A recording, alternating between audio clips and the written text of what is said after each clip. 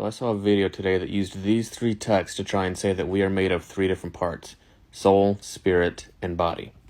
That is an example of interpreting the Bible through the lens of what we want to believe, not what the Bible actually says.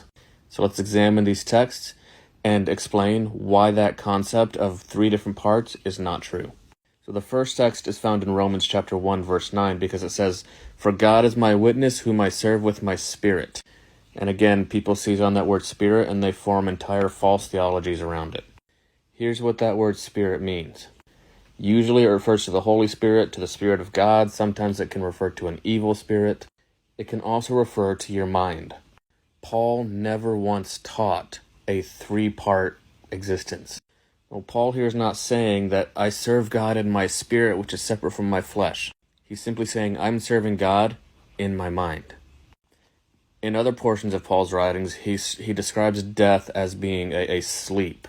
When you die, you sleep. Your body rests in the ground. The breath of life goes back to God. That's what Paul taught, because that's what the Old Testament taught. So this is not teaching a spirit separate from the body. Luke 9:25 is the verse used to say that we have a soul in that screenshot. However, the soul, the word soul, and the concept soul is not mentioned here at all.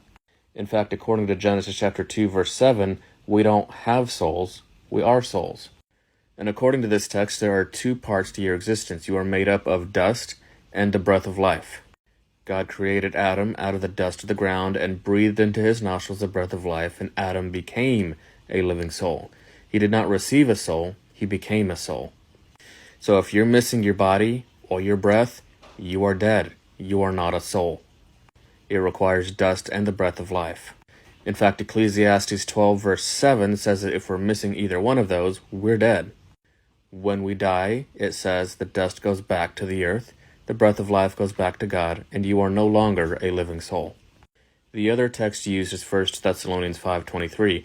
It uses the phrase spirit, soul, and body. In fact, that word for spirit here is the same word in Romans 1 verse 9, pneuma, your mind.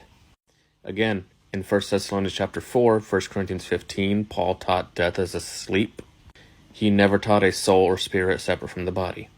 The phrase spirit, soul, and body is a way that the Bible uses to refer to the complete person. In fact, Jesus used a very similar phrase in Matthew 10:28 when he says, "Fear not him who is able to kill the body, but not the soul.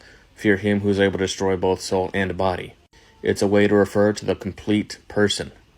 So this idea that we are three separate parts is simply not true, and it's not biblical. We do not have souls, we are souls.